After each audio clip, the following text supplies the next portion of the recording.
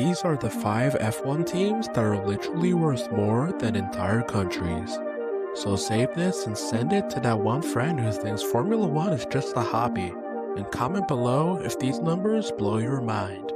At number 5, Alpine is valued at a massive $2.6 billion. That means this single race team is richer than the entire island nation of Antigua and Barbuda. At the number 4 spot, Red Bull Racing is sitting at $4.35 billion. They're worth more than the entire country of Sierra Leone. Pretty crazy for an energy drink company. Next up at number 3, McLaren is valued at $4.4 billion. That's over half the Maldives' entire GDP, which is crazy because I've actually been there on holiday.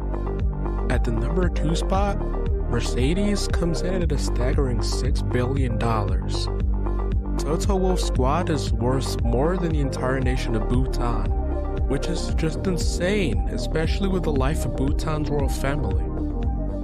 Before I tell you the most valuable F1 team, if you think any sport should have teams worth more than literal countries, please drop it down in the comments below and don't forget to subscribe. Now for the last one. The most valuable team on the grid is Ferrari, valued at a ridiculous $6.5 billion.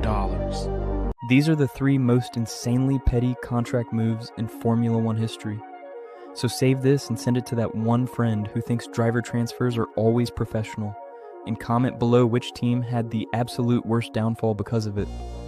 At number 3, we have the legendary 2022 Alpine disaster. Oscar Piastri got so fed up with Alpine delaying his contract that the second they announced him for the next season, he publicly tweeted, "I will not be driving for Alpine next year," and signed with McLaren instead, leaving Alpine completely humiliated. At the number 2 spot, Jenson Button went to war with his own team.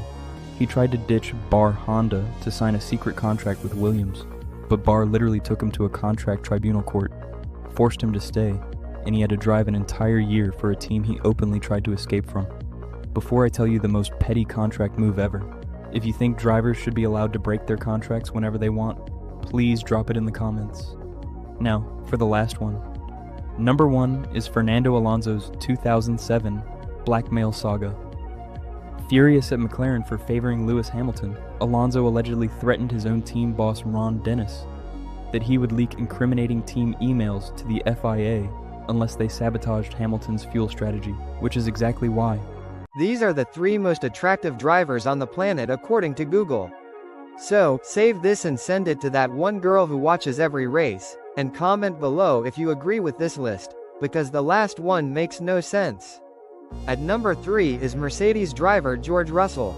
I don't know if you remember, but there was actually this article saying that he's scientifically the most attractive driver on the planet.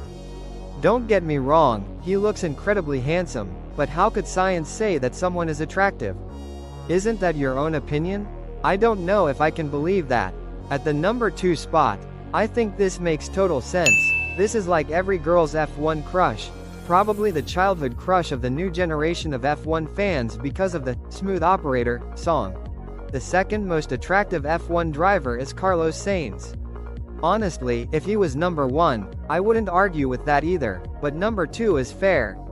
Shout out Carlos, he deserves to make this list. Now, for the last one. I'm not saying that this driver isn't attractive by any means.